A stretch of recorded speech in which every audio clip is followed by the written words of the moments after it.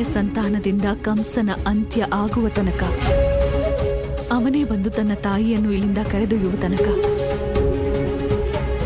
ನಾನಿಲ್ಲಿಗೂ ಬರುವುದಿಲ್ಲ. ದೇವಕಿಯ ಪುತ್ರ, ನಾನು ಇಲ್ಲಿಂದ ತೆರಳಿ ಕಂಸನ ವಿಧಿಯನ್ನು ಬದಲಿಸಲಾರೆ.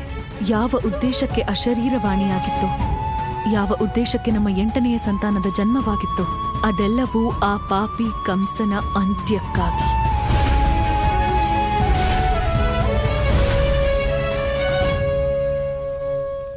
ನಾನು ನನ್ನ ಪುತ್ರನಿಗಾಗಿ ಪ್ರಪಂಚದ ಎಲ್ಲಾ ಮಾತೆಯರ ಭಾವನೆಯೊಂದಿಗೆ ಆಡಲಾರೆ ಮಹಾರಾಜ. ಆ ಕಂಸನನ್ನು ಅಂತ್ಯಗೊಳಿಸಲು ಮತ್ತು ಅವನ ತಾಯಿಯನ್ನು ಇಲ್ಲಿಂದ ಕರೆದೊಯ್ಯಲು ನಮ್ಮ ಪುತ್ರನಿಲ್ಲಿಗೆ ಬರಲೇಬೇಕು.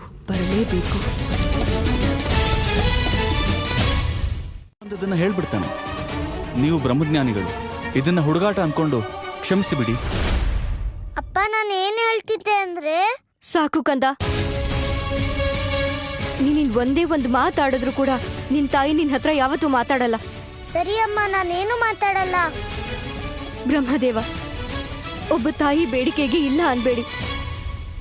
ಈ ರೀತಿ ಭೋಜನವನ್ನ ಅರ್ಧದಲ್ಲೇ ಬಿಟ್ಟು ಹೋಗ್ಬೇಡಿ. ನಾನ್ ಸ್ವತಃ ನನ್ನ ಕೈಯಾರೆ ಮತ್ತೆ ಭೋಜನವನ್ನ ಸಿದ್ಧ ಮಾಡ್ತೀನಿ.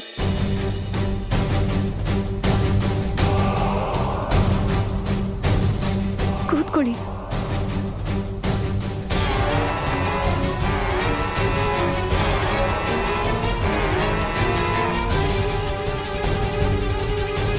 ಯಶೋದೆ, ನನಗೂ ಇದೇ ಬೇಕಾಗಿತ್ತು. ಈಗ ನೀನು ನಿನ್ನ ಕೈಯಾರೆ ಮಾಡೋ ಅಡುಗೆಯಿಂದ ಈ ಕೃಷ್ಣನಿಗೆ ಜನ್ಮ ಕೊಟ್ಟಿದ್ದು ನೀನೋ ಅಥವಾ ದೇವಕಿಯೋ ಅಂತ ಗೊತ್ತು ಮಾಡ್ಕೋತೀನಿ. ಎಲ್ಲಿಗೆ ಹೋಗಲಿ ಮಹಾರಾಜ?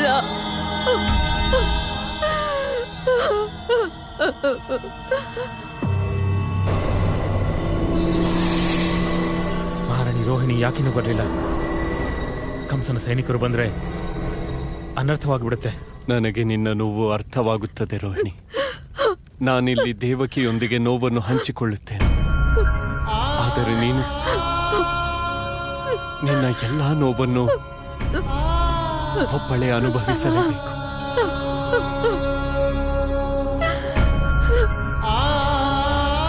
ನಾನು ನಿನ್ನನ್ನು ವಿವಾಹವಾದೆ ಅಷ್ಟೇ, ಆದರೆ ಒಬ್ಬ ಪತಿಯ ಧರ್ಮವನ್ನು ಪಾಲಿಸಲೇ ಇಲ್ಲ.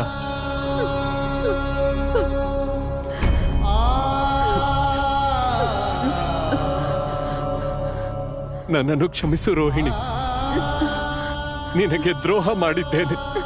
ಮಹಾರಾಜ, ಯಾಕೇನು ಮಾತಾಡದೆ ಈ ರೀತಿ ಇಲ್ಲಿ ನಿಂತ್ಕೊಂಡಿದ್ದೀರಾ? ನನ್ಗೆ ಅರ್ಥ ಆಯ್ತು. ನಮ್ ರಾಧೆ ಪುಟ್ಟಿಗೆ ಬರ್ಸನ ನೆನ್ಪಾಗ್ತಿದೆ ಅಲ್ವಾ? ಆದ್ರೆ ನೀನೇನು ಚಿಂತೆ ಮಾಡೋದ್ ಬೇಡ. ಅಪ್ಪ, ನಾನ್ ರಾಧೆ. ನಮ್ಮ ಅಪ್ಪನ ಹತ್ರ 1 ಲಕ್ಷ ಹಸುಗಳಿವೆ. ಎಲ್ರಿಗೂ ನಂದೇ ಯೋಚನೆ ಆಗಿದೆ. ಅದೇ ನಾನ್ ಯಾರ ಬಗ್ಗೆನೂ ಯೋಚನೆ ಮಾಡಲ್ಲ. ಇದು ತುಂಬಾ ಒಳ್ಳೆ ವಿಷಯ. ಆದ್ರೆ ಒಂದ್ ಮಾತು ಹೇಳು, ನೀನೇನು ಮಾತಾಡದೆ ಅಲ್ಲಿ ಯಾಕೆ ನಿಂತಿದ್ದೆ? ಓಹೋ ಅಪ್ಪ, ನಾನೇನು ಯೋಚನೆ ಮಾಡ್ತಿದ್ದೆ. ನಾನು ಅದನ್ನೇ ಕೇಳ್ತಿದ್ದೀನಿ, ನನ್ ಪುಟಾಣಿ ಏನ್ ಯೋಚನೆ ಮಾಡ್ತಿದ್ಲು ಅಂತ. ಇದನ್ನ ನಾನ್ ಯಾಕೆ ನಿಮಗೆ ಹೇಳಿ? ನನಗ್ ನೀನ್ ಏನ್ ಯೋಚನೆ ಮಾಡ್ತಿದ್ದೆ ಅಂತ ಹೇಳಿದ್ರೆ, ನೀನೇನ್ ಯೋಚನೆ ಮಾಡ್ತಿದ್ಯೋ ಸಾಧ್ಯವಾದ್ರೆ ನಾನ್ ಸಹಾಯ ಮಾಡ್ಬೋದು ಅಂತ ಕೇಳಿದೆ. ಅಪ್ಪ, ನನ್ನ ಹೆಸರು ರಾಧೆ. ಅರೆ, ನಾನು ಏನೇ ಮಾಡಿದ್ರು ಒಬ್ಳೆ ಮಾಡ್ತೀನಿ. ನಾನು ಏನ್ ಮಾಡ್ಬೇಕು ಅಂತ ತೀರ್ಮಾನ ಮಾಡಿದ್ದೀನಿ. ಅರೆ ರಾಧೆ, ರಾಧೆ, ಒಂದೊಂದ್ಸಲ ನನ್ಗನ್ಸುತ್ತೆ ಅವರಿಬ್ರು ಸಾಕ್ಷಾತ್ ನಾರಾಯಣ ಹಾಗೂ ಲಕ್ಷ್ಮೀ ದೇವಿಯ ಅವತಾರ ಅಂತ.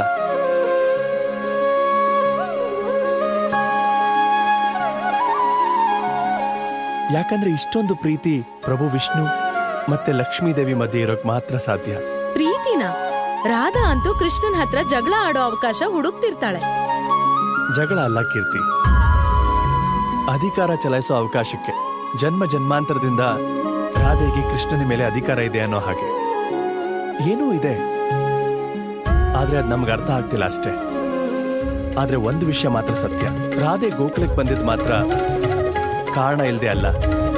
ಇದರ ಹಿಂದೆ ಖಂಡಿತವಾಗ್ಲೂ ಮಹಾಲಕ್ಷ್ಮಿ ಆಶೀರ್ವಾದ ಇದೆ.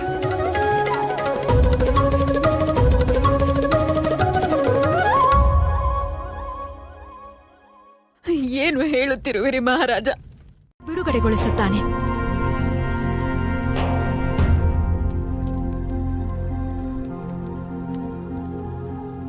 ರೋಹಿಣಿ, ಇದೆಂಥ ಸಂದಿಗ್ಧತೆ! ನಮ್ಮ 8ನೆಯ ಪುತ್ರ ನಮ್ಮೊಂದಿಗೆ ಇದ್ದಾನೆ ಎಂದು ನಾನು ಹೇಗೆ ಹೇಳಲಿ? ಆದರೆ ಸಮಯ ಬಂದಾಗ ನಿನಗೆ ತಿಳಿಯುತ್ತದೆ. ನಂದ ಮತ್ತು ಯಶೋದೆಯ ಕಂದನೇ ನಮ್ಮ ಮಗನೆಂದು. ಅವನೇ ಕಂಸನ ಅಂತ್ಯಕ್ಕೆ ಕಾರಣನಾಗುತ್ತಾನೆ.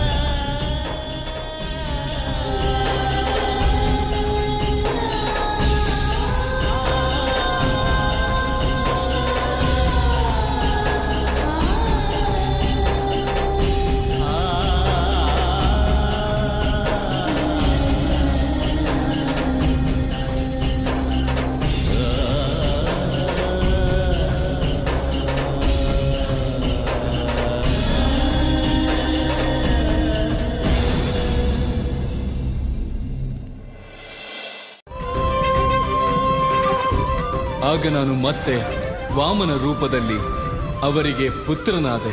ನಾರಾಯಣ ನಾರಾಯಣ. ಮತ್ತೆ 3ನೇ ಜನ್ಮದಲ್ಲಿ ಋಷಿ ಕಶ್ಯಪರು, ಮಹಾರಾಜ ವಸುದೇವ, ಮಾತೆ ಅದಿತಿ ದೇವಿ, ದೇವಿ ದೇವಕಿಯ ರೂಪದಲ್ಲಿ ಜನ್ಮ ತಾಳಿದ್ದಾರೆ.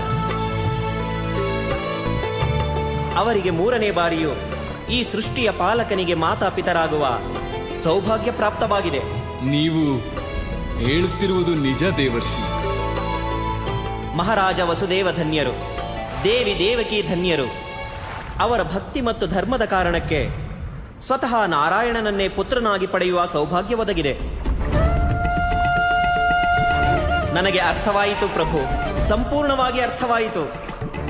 ಮಹಾರಾಜ ವಸುದೇವ ಮತ್ತು ದೇವಿ ದೇವಕಿಯ ಈ ಧರ್ಮ ಪ್ರಯಾಣದ ಕಾರಣ ನಾರಾಯಣ ನಾರಾಯಣ.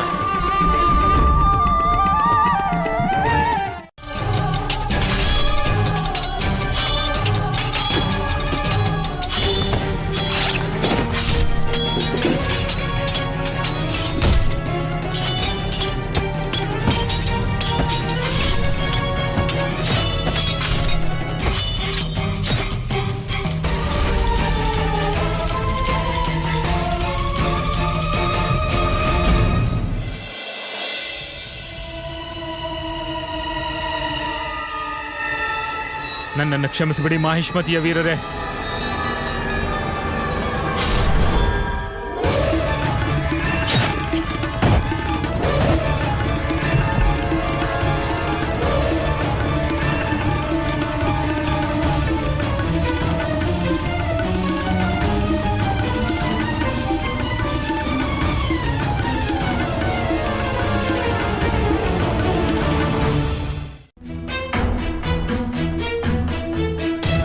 ನಿಲ್ಲಿ ನಂದರಾಣಿ. ಬ್ರಹ್ಮದೇವ, ನೀವು ನಿಲ್ಲಿ ನಿಲ್ಲಿ ಅಂತಾನೆ ಇರ್ತಿರಲ್ಲ. ನಂದರಾಣಿ, ನಾವು ಯಜಮಾನನ ಕೈಯಿಂದ ನೇರವಾಗಿ ಭೋಜನವನ್ನು ಸ್ವೀಕರಿಸ್ತೀವಿ. ಇದು ಬ್ರಹ್ಮಶ್ರೀಯ ನಿಯಮ. ನೀಡಿ ನಂದರಾಣಿ, ನನಗೆ ಭೋಜನ ನೀಡಿ. ಆಗ್ಲಿ.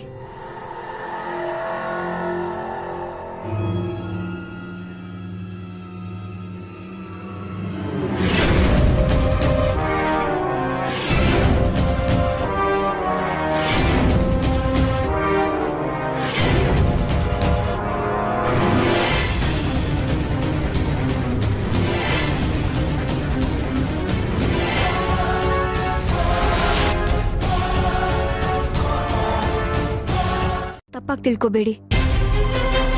ಯಶೋದೆ, ನೀನು ಪೂರ್ತಿ ಜಗತ್ತಿಗೆ ಮೋಸ ಮಾಡಬಹುದು, ಆದರೆ ಈ ಬ್ರಹ್ಮ ಶ್ರೀಧರನಿಗಲ್ಲ. ನನಗೆ ನಿನ್ನ ಸತ್ಯ ತಿಳಿದು ಹೋಗಿದೆ. ನೀನು ಜನ್ಮ ಕೊಟ್ಟಿದ್ದು ಕೃಷ್ಣನಿಗಲ್ಲ, ಒಬ್ಬ ಕನ್ಯೆಗೆ. ಬ್ರಹ್ಮದೇವ, ಯೋಚನೆ ಮಾಡಬೇಡಿ. ನಿಮ್ಗೇನಾದ್ರೂ ಊಟ ಬೇಕಂದ್ರೆ ನಮ್ಗೆ ಹೇಳಿ, ಸಂಕೋಚ ಪಡಬೇಡಿ. ಬಾಲಕ, ಬ್ರಹ್ಮ ಸಂಕೋಚ ಪಡೋದಿಲ್ಲ. ನನಗೆ ಸಂತೃಪ್ತಿಯಾಗಿದೆ. ಕಪಟಿ ಕೃಷ್ಣ, ಇನ್ನು ನಿನ್ನ ಸರದಿ. ನನಗೆ ಸತ್ಯ ಅರಿಯಬೇಕಾಗಿತ್ತು. ನೀನು ಯಶೋದೆಯ ಪುತ್ರನಲ್ಲದ ಮೇಲೆ ಇನ್ಯಾರ ಪುತ್ರ? ಬ್ರಹ್ಮಶ್ರೀ, ನಿಮ್ಮ ಊಟ ಇಷ್ಟ ಬೇಗ ಹೇಗ್ ಮುಗಿಯುತ್ತೆ? ನೀವು ನಮ್ಮ ಅಮ್ಮಂಗೆ ಎಷ್ಟು ಕಷ್ಟ ಕೊಟ್ಟಿದ್ದೀರಾ. ನೀವು ನಿಜವಾಗ್ಲೂ ಒಳ್ಳೆಯವರಾ ಅಥವಾ ಕಂಸಮ್ಮವ ಕಳಿಸಿರೋ ರಾಕ್ಷಸನ? ಇದನ್ನ ತಿಳ್ಕೊಳ್ಳೋ ತನಕ ನಾನು ನಿಮ್ಮನ್ನ ಇಲ್ಲಿಂದ ಹೋಗಕ್ ಬಿಡಲ್ಲ. ಆದರೆ ಇಲ್ಲ. ಗಡಿಗೆ ಗಡಿಗೆ ಬೆಣ್ಣೆಯ ಗಡಿಗೆ ತಪ್ಪಿತಲ್ಲ ನಿಮಗಿಂತಹ ಗಳಿಗೆ. ಯಾಕೆ ಏಕೆ ವಸುದೇವ? ದ್ವಾರ ತೆರೆದಿತ್ತು, ನಿನ್ನ ಸೈನಿಕರು ಇದ್ದರು, ಆದರೂ ನೀನು ಹೋಗಲಿಲ್ಲ. ಏಕೆ?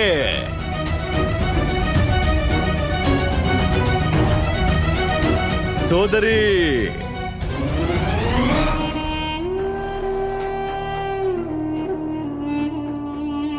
ತಿಳಿಯಿತು.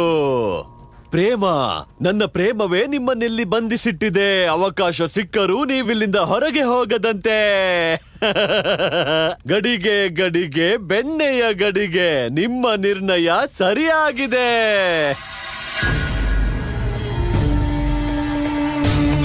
ಅಕ್ರೂರ,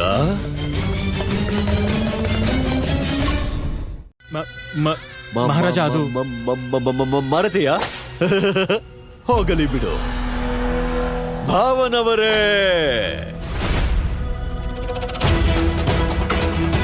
ಎಷ್ಟು ವರ್ಷಗಳಿಂದ ನನಗೊಂದು ಆಸೆ ಇತ್ತು, ಅಖಾಡದಲ್ಲಿ ನಿಮ್ಮೊಂದಿಗೆ ಕೈ ಕೈ ಸೇರಿಸಬೇಕೆಂದು. ನೀವು ಇಲ್ಲಿಂದ ಪುರ್ರೆನ್ನುವ ಮೊದಲು ನಾನು ನಿಮ್ಮೊಂದಿಗೆ ಮಲ್ಲ ಯುದ್ಧ ಮಾಡಬೇಕು. ಎಷ್ಟು ಆನಂದವಲ್ಲವೇ? ನಾನು ಹಾರಿ ಹಾರಿ ತಮ್ಮೊಂದಿಗೆ ಮಲ್ಲ ಯುದ್ಧ ಮಾಡುತ್ತೇನೆ.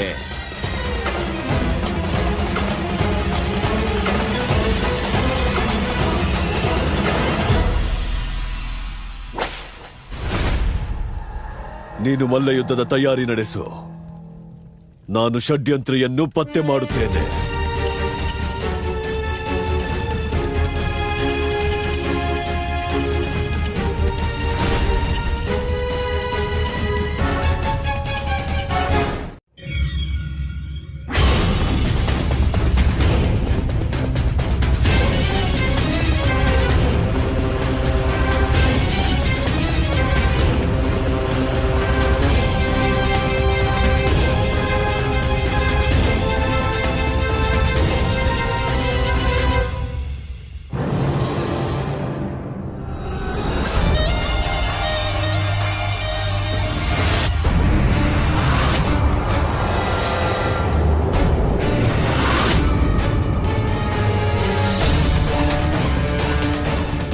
ಬ್ರಹ್ಮದೇವರಿಗೆ ಬೆಣ್ಣೆ ತಿನ್ನಕ್ಕೆ ಬರಲ್ಲ.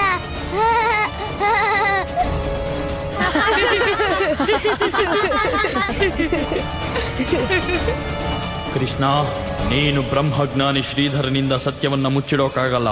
ನಾನು ನಿನ್ನ ಸತ್ಯವನ್ನ ತಿಳಿದೇ ತಿಳಿತೀನಿ. ಈಗ ಭಗವಂತ ಕಂಸನಲ್ಲ, ಅವನ ಕೈಯಿಂದ ಹೊರಡುವ ಈ ಬಾಣ ಹೇಳುತ್ತದೆ ಯಾರು? ಕಂಸ ಮಹಲಿನಲ್ಲಿರುವ ವಸುದೇವನ ಶುಭ ಚಿಂತಕನೆಂದು. ಯಾರು ತೆರೆದದ್ದು ಕಾರಾಗೃಹದ ಆ ಗುಪ್ತದ್ವಾರವನ್ನು?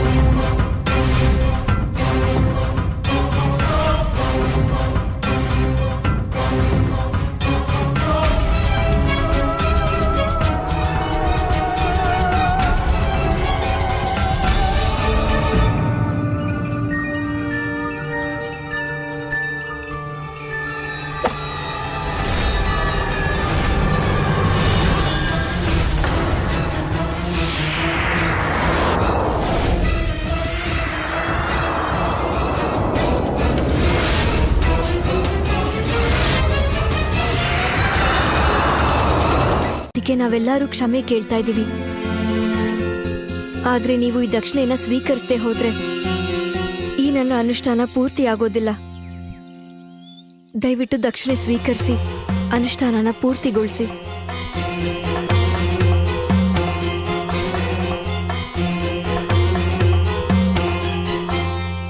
ಹಾ ಬ್ರಹ್ಮದೇವ, ದಕ್ಷಿಣೆ ತಗೊಳ್ಳಿ.